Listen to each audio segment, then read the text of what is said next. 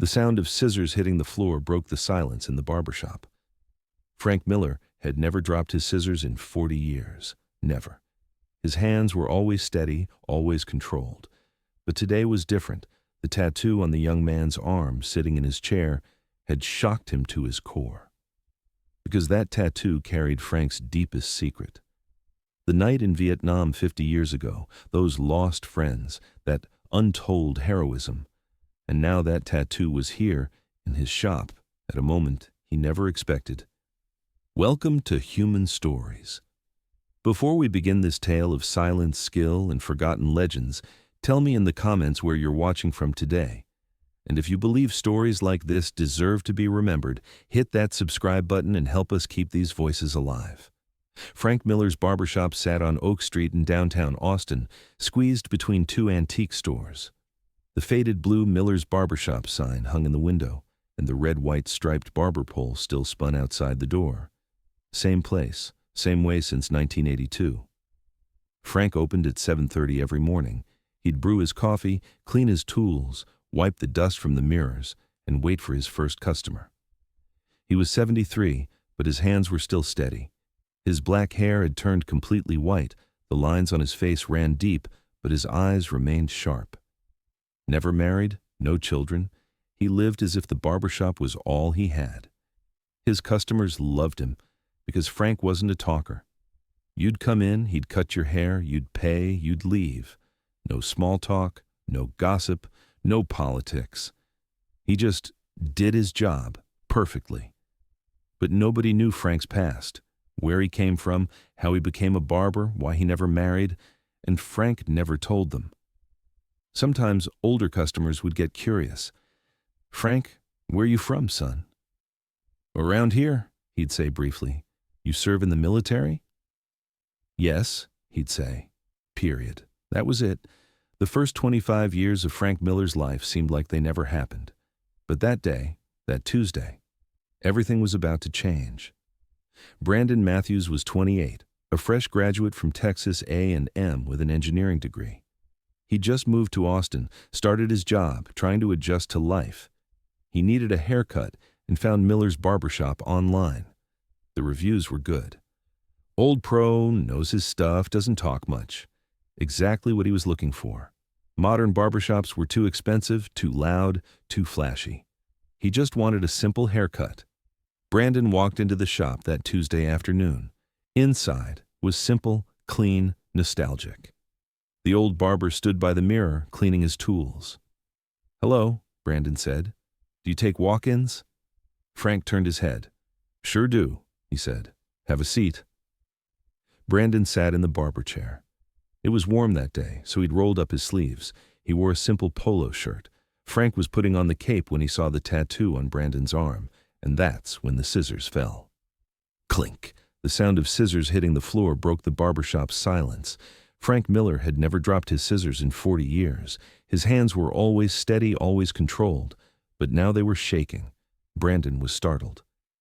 "Is everything okay?" Frank picked up the scissors, stood up.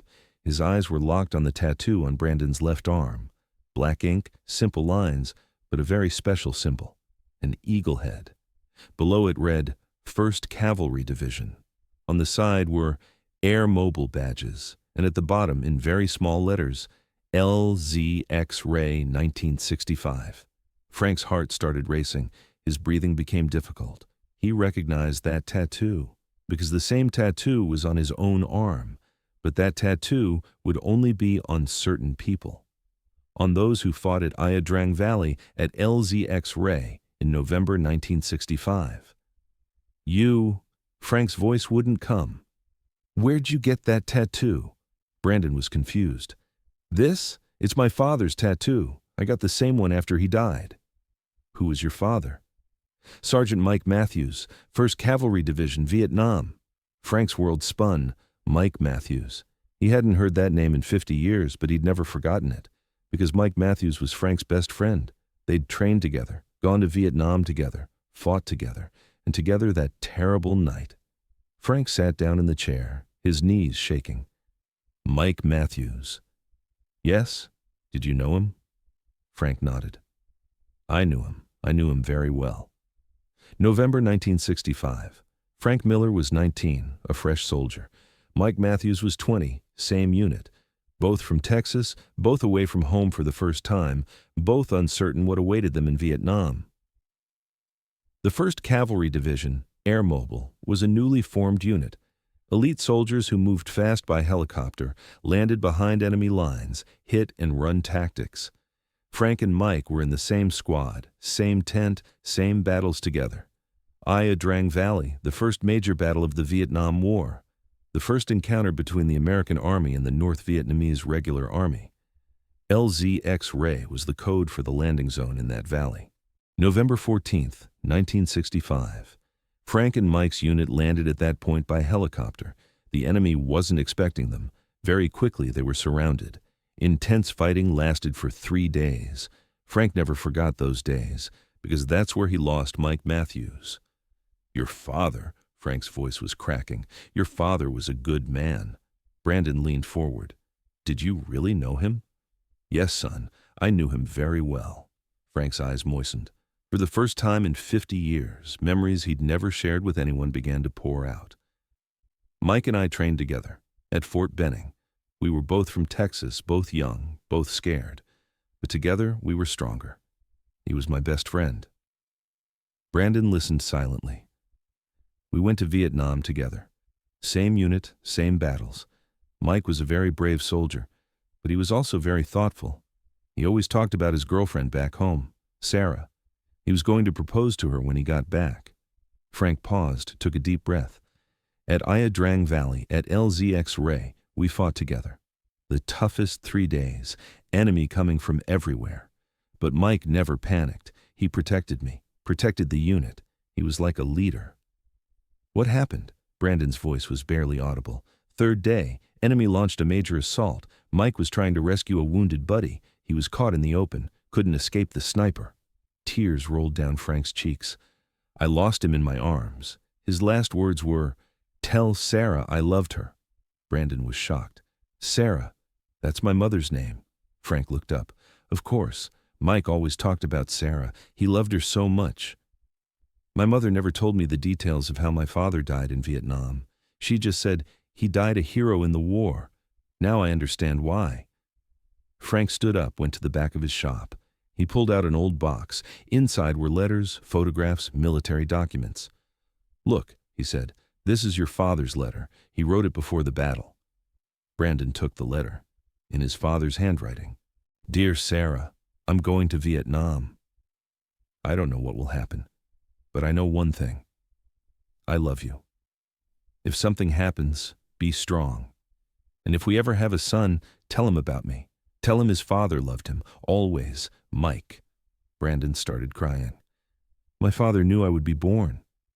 "Yes, he was so happy. He talked about you constantly. 'I'm going to have a son,' he'd say. 'I'll teach him everything.' Unfortunately, he never got the chance." Frank pulled out a photograph from the box. 2 young soldiers smiling together. One was Mike, the other was young Frank. "This is our last photo, one day before the battle." Brandon looked at the photo. He'd never seen his father young. Now there he was, 20 years old, hopeful, happy. "I. Frank's voice was shaking. "I couldn't protect him. We were supposed to be together in battle, come home together. But I came back, he didn't."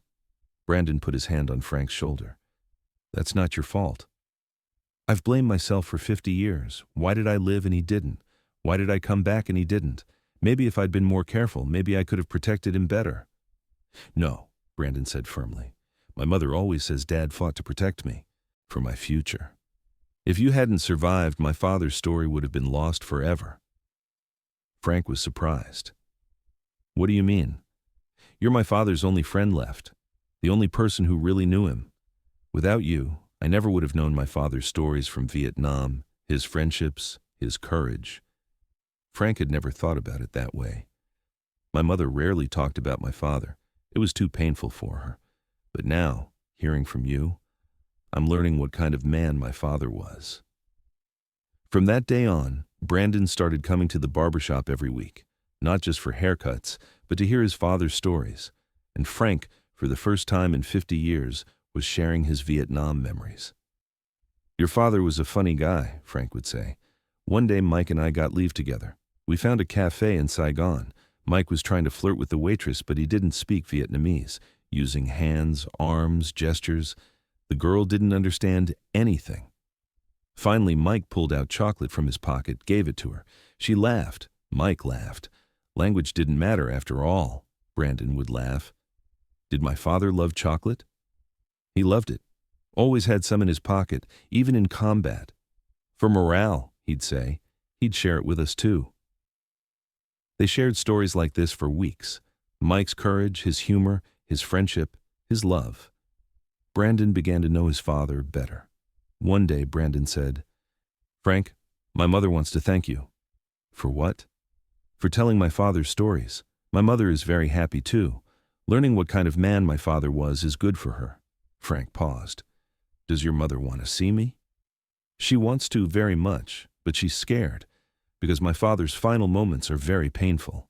Frank thought. He'd wanted to tell Sarah certain things for 50 years, Mike's last words, his final thoughts. But how could he tell her? "Maybe someday," Frank said, "when she's ready." But that night Frank made a decision. The time had come. He had to fulfill this responsibility he'd carried for 50 years. When they went to Brandon's house, Frank was very nervous. He was about to meet someone he hadn't seen in 50 years. Sarah was now 70, her hair white, but her eyes still sparkled like when she loved young Mike. "Frank," Sarah said, "I've been waiting for you." "Hello, Sarah. It's been a very long time." "Yes, a very long time." They sat down, had tea. Frank held a small box in his hands. "Sarah, I want to tell you about Mike's last days. I don't know if you're ready, but—" "I'm ready, Frank. I've been waiting 50 years. Frank took a deep breath. "Mike was very brave on the last day of battle. He was trying to rescue our wounded buddy. He never hesitated. He was a very brave soldier." "What were his last words?" Frank's eyes filled with tears. "He asked me to tell you. He asked me to tell you he loved you, and—" Frank opened the box. Inside was Mike's dog tag, a photograph, and a small ring. "This is an engagement ring. He bought it before the war. He was going to propose to you when he got back." Sarah started crying. "I didn't know. He always talked about you, even in combat. 'I'm going to marry Sarah,' he'd say. 'I'll buy her a beautiful house.' He was so happy." Sarah took the ring in her hand. "It's beautiful. And he also asked me to tell you this," Frank said. "If you ever have children, tell them about their father. Tell them their father loved them." Brandon and Sarah were crying together. So was Frank. "Thank you, Frank," Sarah said. "I've been waiting 50 years for these words." From that day on, the barbershop changed. Frank wasn't just cutting hair anymore. He was telling stories too. Vietnam veterans started coming to share their stories, to talk about their memories.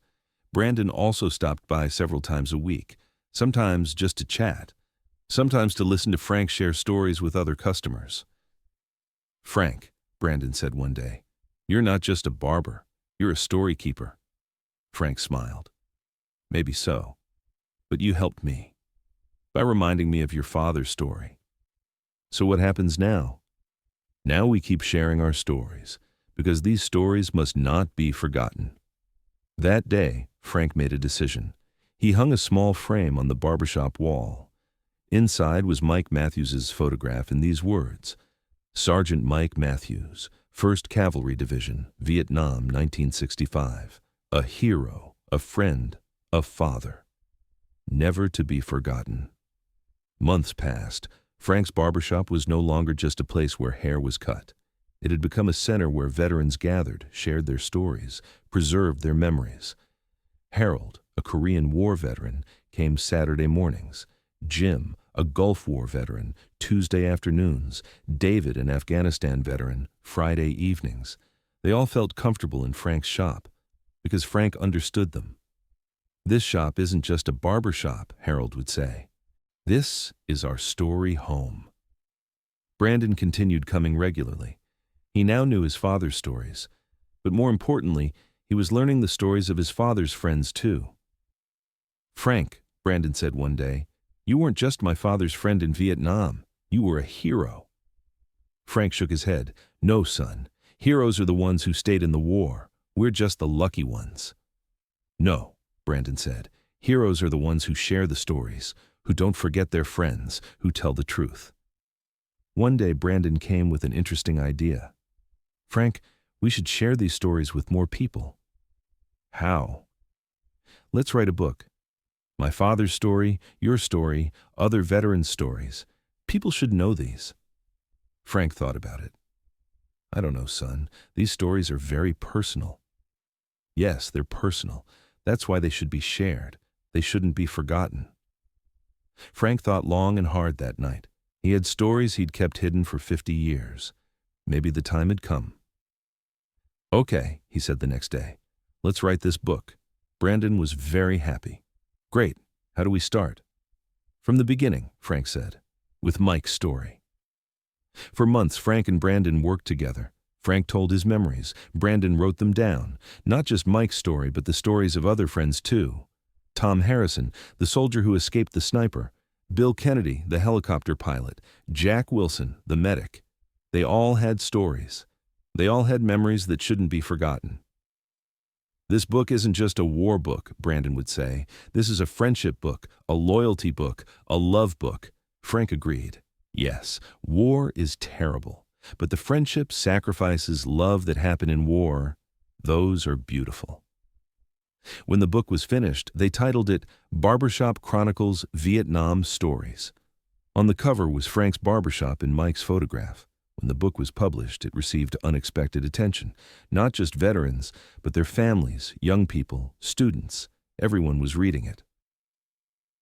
This book is very important, one reader said. It preserves our history. Frank started giving television interviews. He appeared on radio programs. But most importantly, the barbershop became even more popular. Now people came not just from Austin, but from all over Texas. Veterans, their families, story enthusiasts. Frank, Brandon said, you've become famous. Frank laughed. I'm not famous, son. I just tell stories. After the book, other veterans started reaching out to Frank. They wanted to share their own stories. Robert, a Korea veteran, wrote a letter. I also have stories I've kept hidden for 60 years. Maria, a Navy veteran, called, As female soldiers, we have our stories too. James, an Iraq veteran, came to the shop personally. New generation veterans want to share their stories too. Frank listened to all of them, because he now understood. Stories should be shared, preserved, passed on. The barbershop was no longer just a haircutting place. Weekend story-sharing meetings were held. Veterans would come, tell their experiences, listen to each other. There were photographs, letters, documents on the walls. Behind each one was a story, a life, a memory. This shop is like a museum, a visitor would say. No, Frank said. This shop is living history, because the stories are still alive here. Brandon continued coming regularly. He was no longer just a customer, but like Frank's partner. Frank, Brandon said, you introduced me to my father, but you also introduced me to yourself. How so? You're not just a barber, you're a story keeper, a history keeper, a friendship keeper. Years passed. Frank was now 80 but still working. His hands shook a little more, his steps were a little slower, but he continued telling stories. Brandon was now 35, he was married, had a child. His son's name was Mike. He carried his grandfather's name. Mike, Brandon would tell his son, you carry your grandfather's name. He was a very brave soldier. Little Mike would ask, where is Grandpa? Grandpa's in heaven, but his stories are here, with us. Frank loved little Mike very much. In him he saw his father, his grandfather. This child is the third generation, Frank would say. Mike's legacy continues. As we end this story, Frank Miller is still in his barbershop, still shaving customers, still telling stories. But he's no longer alone. Brandon comes every week. Little Mike comes too. 3 generations in one barbershop sharing stories. Frank, Brandon said last week, you gave me the greatest gift. What's that? You introduced me to my father, but not just my father's friends too. My father's values too. My father's love too. Frank smiled. I just remembered, son. I remembered the stories. Yes, and that's why these stories will never be forgotten. Frank looked at the writing on the mirror. Sergeant Mike Matthews, 1st Cavalry Division, Vietnam, 1965. A hero, a friend, a father. Never to be forgotten. You're right, Frank said. Never to be forgotten. Thank you for listening to this story. Do you have silent heroes like Frank Miller around you? People who don't talk much but have lived through so much? Share their stories in the comments. Because every story is valuable. Every life matters. Don't forget to subscribe, because stories like these should be remembered, shared, preserved. See you in the next video. And remember, sometimes the most powerful stories are hidden in the quietest people.